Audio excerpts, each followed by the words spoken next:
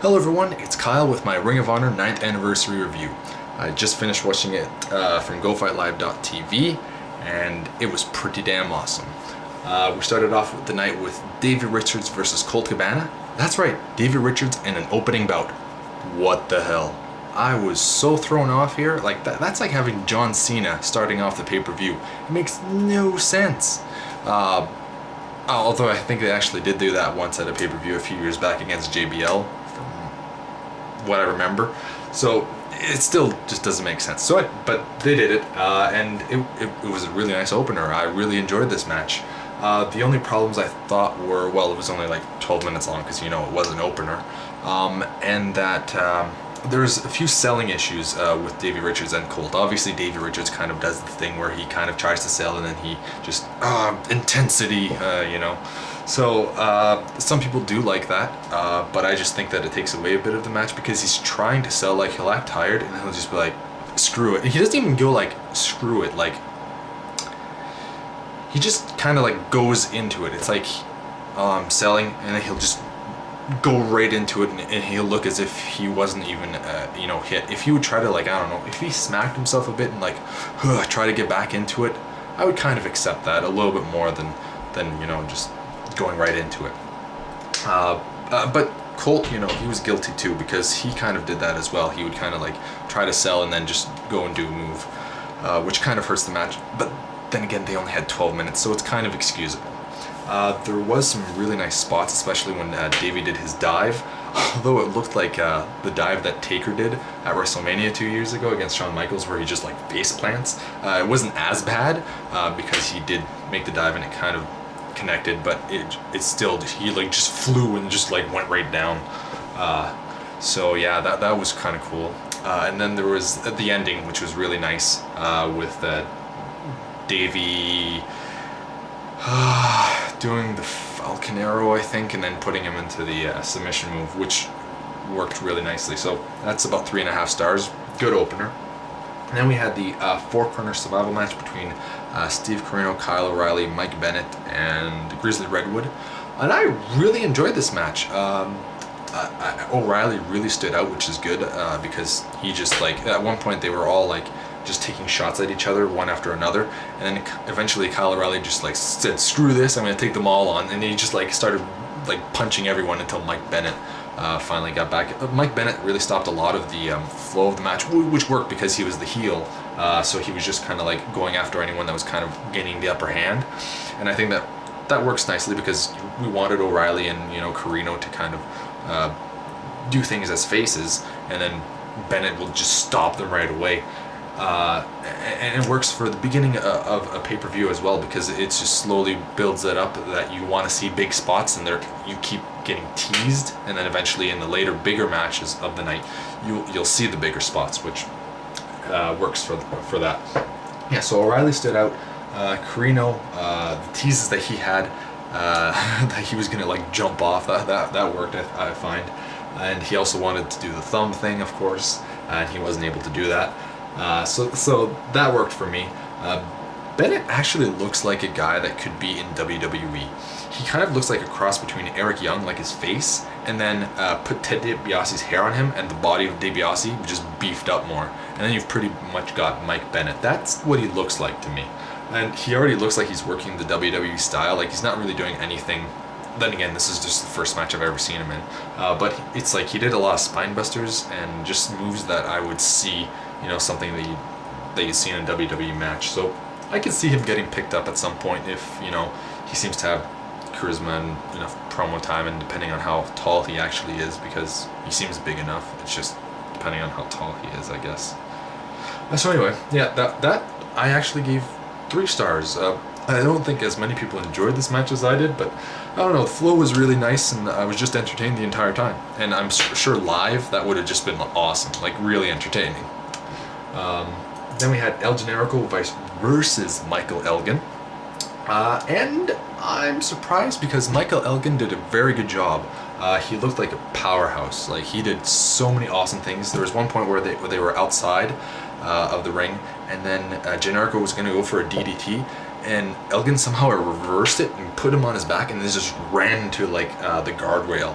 He ran from like one end all the way to of the ring, or outside of the ring, all the way to the other side into the guardrail, and just smashed him against it. That was awesome. I freaked out for that. And then another thing too is that Truth Martini jumped onto Elgin's shoulders because he got screwed over somehow by Generico. But then Elgin had Martini on his shoulders, and then he grabbed Generico and gave him a power bomb anyway, with, you know, Martini still on his shoulders. Like, that's insane, man. That's a powerhouse. That's how you build up a guy and make him look like he's, you know, strong. So that was really good. I gave that 3 stars. Then we had Roderick Strong versus Homicide. So, you know, the thing where, you know, Homicide I just did not think would be a good draw. Apparently Ring of Honor thinks the same way, because, you know, the women's match happened after this, and we had like 4 other matches happen after the world title match. There's a problem there. You don't see that happening. You'll see it in WWE with, like, you know, the world title or the WWE title going on before and a few matches after that, and then the world title or the other title that wasn't happening a few matches ago be the main event. But you don't see the main world title, because there's only one, being defended that low on the card. Well, I guess sometimes you do, but still, that's just... it just shows that they do not trust Homicide, and for good reason. It still was an okay street fight. Nothing really to it though. It only went like 14 minutes or something like that. But it was as good as it could be. I still did enjoy myself, and there were some nice spots for the kind of wrestling that they were doing, and I give that about 3.25 stars. So after I saw that, I really thought though that Kings of Wrestling and All Night Express was going to main event. But then they said that the World's Greatest Tag Team versus the Briscoes was going to main event. And I was like, shucks. It's still okay, but I would have rather see the tag titles being on the line at the end of the night. Then we had Sara Del Ray versus MisChif. This was like 3 minutes, but the action was pretty good. I think, yeah, 1.25 stars though, just because it was only 3 minutes and there was just a few moves that they really went through, so it didn't even really seem a point of having this match. But they had it anyway. Then we had the tag titles going up on the line. Kings of Wrestling versus All Night Express, Kenny King and Rhett Titus. And okay, this is where I kind of have a curse going on, where I was never able to order an iPay-per-view before because there was always just something stopping me, whether it was too busy or I had to go do something. And so then this is the first one I actually got to order, and I had to leave. I watched most of it, and then I probably missed the last 3 minutes of this match because I had to go. My brother got like an early birthday present, and he was getting it at that time, so I had to leave. And I was like,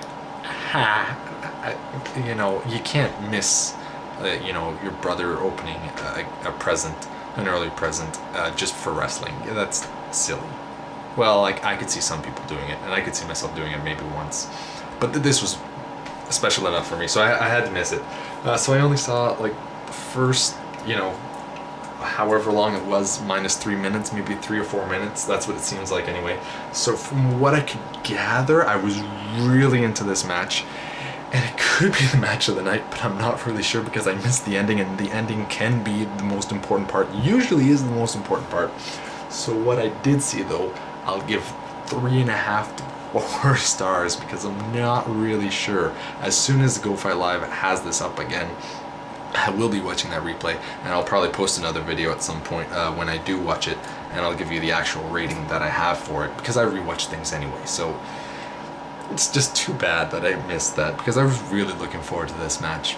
So yeah, 3.5 stars to 4 stars, but maybe I'm wrong. Maybe it's only 3 stars. Maybe the ending was crap, or maybe the ending was epic and it's actually a 4.25 or 4.5, but I don't know.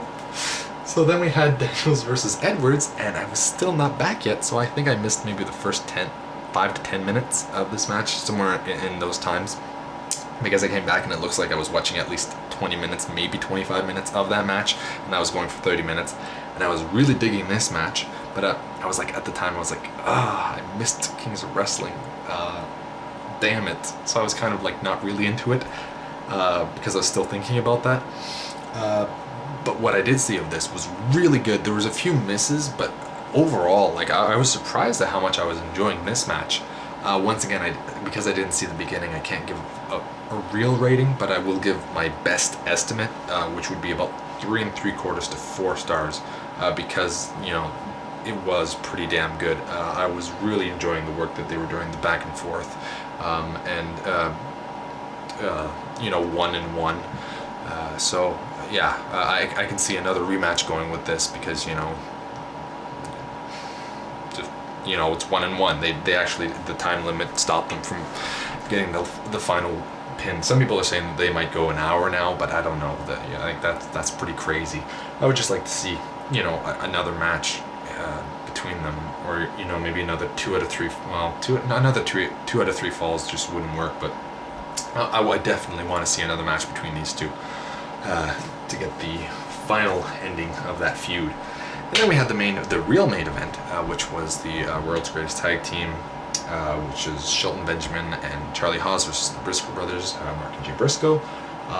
And this, there wasn't like a real, you didn't see hate, you didn't see like a feud thing going in here. You just saw two teams going at it and just trying to prove who's better than the other, which worked really well. Like, there was intensity, there was tag team work, there was a few big spots, but it didn't rely on that, and there was no parts where they slowed down or anything like that. They were just always going at it, and it didn't feel mechanical. It didn't feel like they were just going for move, and it's just coming to them. It just seemed like they were just really trying to put on a good show and proving who's the better tag team. So I really dug this match, and I gave that 4 stars. So that, from what I saw, this is my match of the night, but Daniels versus Edwards might actually be it, or Kings of Wrestling versus All Night Express. But that's the 3 last matches were really, really enjoyable, and then you had the opener of Richards and Cabana at 3.5. So that's a really solid pay-per-view. The only bad match that was under 3 stars is the 3-minute women's match. So I was really impressed with this. I wish that I could have seen everything, but I didn't, so I will get back to you with those ratings at some point. So just looking at these right now, I'd probably give this event maybe an 8, about an 8. This is probably my favorite show of the year so far, and I haven't even seen everything yet, and they were really good matches. So actually, I'm going to say maybe an 8 or an 8.5. So if you do get the chance, definitely watch the replay. It's definitely worth $15, even if without watching the last second and third last matches. It's just a really good show. I really enjoyed myself, and hopefully next time I can watch the entire pay-per-view without any interruptions. But maybe not. Anyway, thanks for watching, subscribe, and have a nice day, or night, or whatever.